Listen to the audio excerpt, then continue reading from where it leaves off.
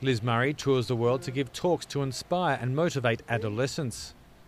They are based on her personal experiences and how she reinvented her life, from the spiral down from growing up with parents who were drug addicts and becoming a homeless teenager to graduating from Harvard University.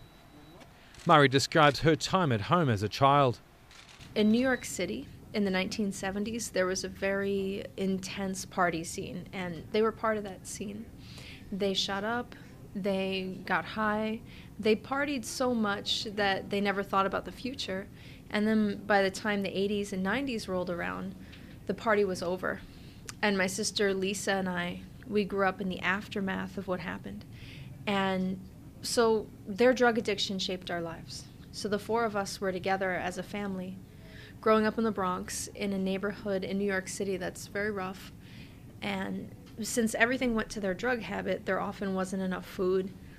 We had a situation in our house where we would worry about things like, can we have dinner tonight? Will the lights go out? Will we have, like any clothes? Like, we just didn't ever have enough things, because if you just turn around and look in the kitchen, mom and dad have needles out and they're shooting up drugs. And that was a lot of how my childhood went for many years.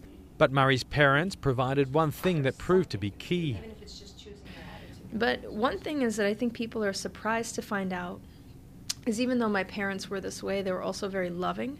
So that's the other side of it. They were very, very loving people. Like, my mom used to sit at the foot of my bed and she would share her dreams with me and talk to me, and she would kiss my face and tell me she loved me. My dad, he used to go to grad school and almost had a career, but then messed up. He used to take me on long walks and teach me everything he knew. In many ways, I grew up in a very loving household. My parents just happened to be very badly addicted to drugs. Despite the hardships, Murray's mother taught her something that later helped her change her life.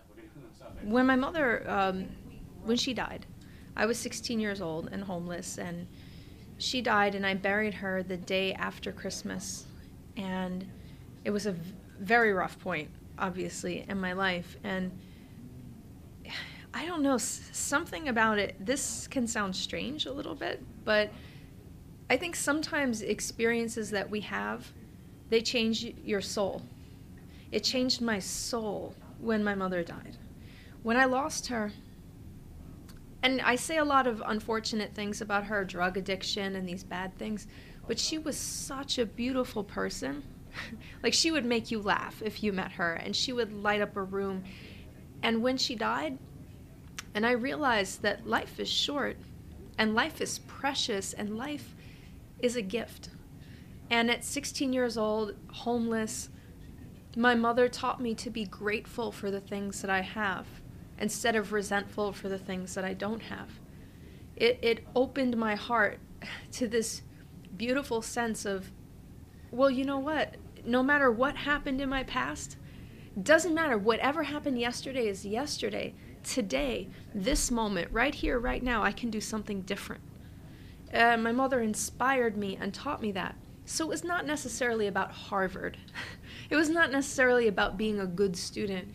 It was about being able to totally reinvent my life from a place in my soul to say that I could redesign my life. I did not have to base it on my past. This moment, right here, right now, I get to say what happens next.